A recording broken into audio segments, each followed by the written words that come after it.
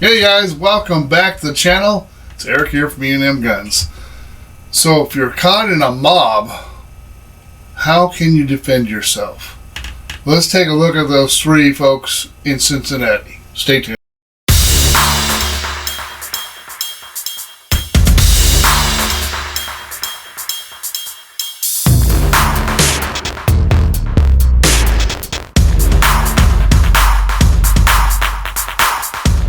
A mob that was pummeling a man and later a woman, and she got punched in the face, knocking her out cold. According to police, 5 people have been charged and more arrests are coming. The police chief says more than 100 people were watching and recording the fight on their phones, but only one called 911. I think what they should be angry about is nobody called the police. That is unacceptable, to not call the police when you view this. Traffic was horrendous. People saw this. They were fighting in front of traffic. Why didn't somebody call us? So now the FBI is involved after Vice President J.D. Vance demanded justice. Squared up with but slaps another black man, steps in, breaks it up. But it was Pastor Damon Lynch who addressed the racial and political divisions head on. 2 combatants, one black, one white. A black man steps in, breaks it up. The white guy re-engages, slaps, not the black man that he had just squared up with, but slaps another black man. And nobody's asking, why didn't he just walk away? So I don't see the slapper's mugshot.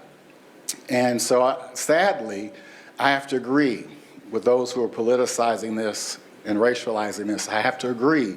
This is racial because it is unequal justice.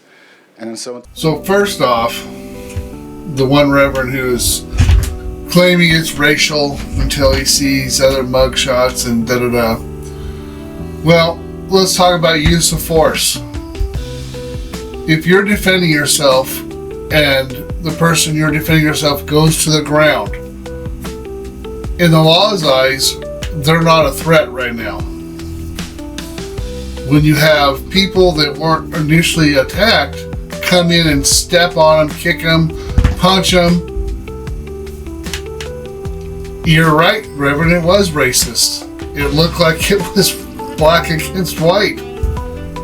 I don't know if the reports are true, you know, that they were calling him the N-word and you know, being racially charged that way, but you know what? If someone's attacking you that way and you defend yourself and you knock them to the ground, that's your right. You have a right to defend yourself. But when you have a mob mentality that comes in and stomps on them and kicks them, and there's one girl, you obviously knew she wasn't fighting anybody, and she comes in and kicks the guy in the white shirt, that's a mob mentality. That is bent up, you know, oh, we're going to teach you, we're going to stomp you to the ground. And then the lady that, Holly, who is, you know, trying to break it up. She's not participating as, you know, trying to fight people. She's just trying to break it up. And she just gets sucker punched and knocked to the ground. And the part that I took away from this, and this is what our breakdown is. This is why we have a society we have today. How many people called 911 seeing this? 1. Guess how many people broke out their phones to record it? When you have a society that is more interested in recording a violent attack for their YouTube or TikTok or whatever than trying to take care of their fellow man, there's no wonder you can't stop gun violence. You can't stop any violence. Not if someone's going to record it for their TikTok or Instagram or, you know, YouTube channel. The thing is, we need to look inside ourselves and ask, you know, when something like that happens, would we be the one to call 911 or would we be the one recording and trying to post it up?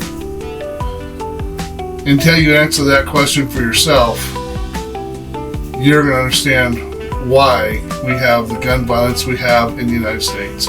And more laws are not going to make that go away. I'm going to play a little clip here from Professor Lott, and it'll basically illustrate it perfectly. Well, it's a real honor to be here. And I have to say, it's a real pleasure having Sandy here. Sandy is a very well-known academic. He kind of was instrumental in starting a lot of the debate about the Second Amendment with his paper in 1989 in this Yale Law Review dealing the embarrassing Second Amendment.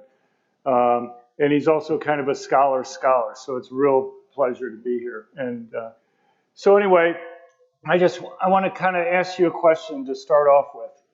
Can you name me one place in the world, any place in the world, that's banned either all guns or all handguns and seen murder or homicide rates go down, or even stay the same? Because I can't find it.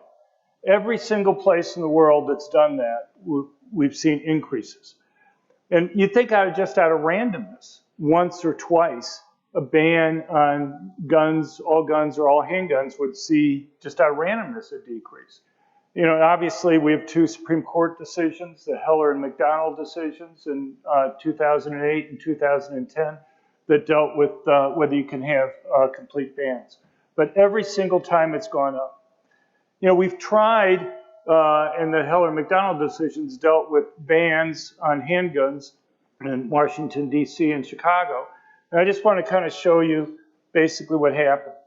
So this first graph shows you how murder rates in Washington, D.C. were changing prior to their handgun ban that went into effect in February 1997, relative to the other cities in the top 50 in terms of size.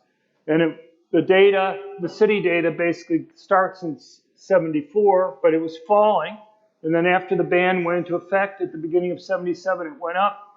And there's no year after that, before the ban was eliminated, that the murder rate in D.C. was as low as it was prior to the ban going into effect. So as you can tell, it's not going to be a new law that stops mass shootings. It's not going to be, you know, with our society being so desensitized of violence, the only thing that's going to stop more violence is people's hearts and minds changing to where we actually care about one another more than we care about going viral on TikTok or YouTube or Instagram. You know, one person out of 100 calls the cops. There's something wrong with that, people. It really is. I mean, yeah, you can make a law and it might make people call first, but it probably won't. Food for thought. Just keep in mind that it comes down to whether you want to stick up for your own brothers and sisters, or, you know, you just want to videotape them. You guys have a blessed week. Love you. Peace out.